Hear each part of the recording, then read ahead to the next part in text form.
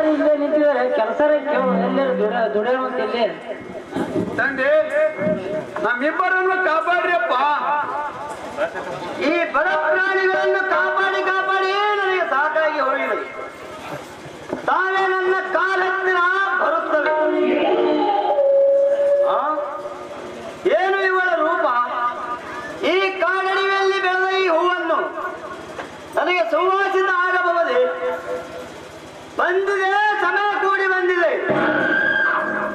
ಈ ವಿಷಯದಾರನ ಕಾಮದ ಬಲೆಯಲ್ಲಿ ಸಿಲುಕುತ್ತಿರುವ ಅಕ್ಕಿ. ನಿಮ್ಮ ಊರು ಯಾವುದು? ನಿಮ್ಮ ಇಬ್ಬರ ಹೆಸರೇನು? ಯಪ್ಪ, ಅದೇ ನಮ್ಮೂರು ಹಲಕಾಟಗಿರಿ. ಹೊಟ್ಟೆ ಬಾಡಿಗಾಗಿ ದುಡಿಯಾಕ ನಿಮ್ಮೂರಿಗೆ ಬಂದಿದ್ದೇವೆ. ನಿಮ್ಮೂರಿಗೆ ಬಂದು 4 ವರ್ಷವಾಯಿತು. ಇಬ್ಬರು ಗಂಡ ಹೆಂಡ್ರಪ್ಪ, ನಾವು ಸುಬ್ಬ ಸುಬ್ಬಿ. ಇವಿಬ್ಬರು ಏನಾಗಬೇಕು?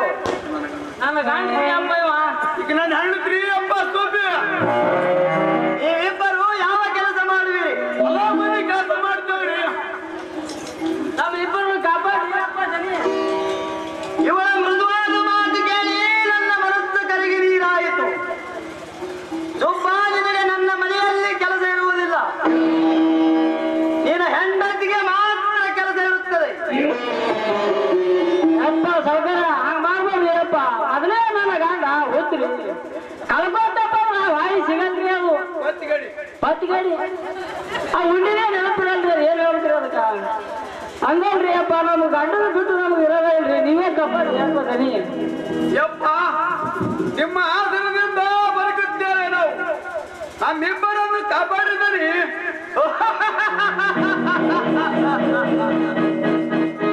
ಹೊತ್ತಿಗಾಗಿ ಹಳ್ಳ ತೆಗೆತ್ತವೆ ಕೂಲಿ ಆಳುಗಳು. ಇವಳು ನನ್ನ ಕೆಲಸಕ್ಕೆ ಅನುಕೂಲವಾದರೆ ಸಾಕು. ಸುಬ್ಬಕ್ಕ, ನೀನು ನನ್ನ ಮನೆಯಲ್ಲಿ ಕಸ ಮುಸುರಿ ಮಾಡು.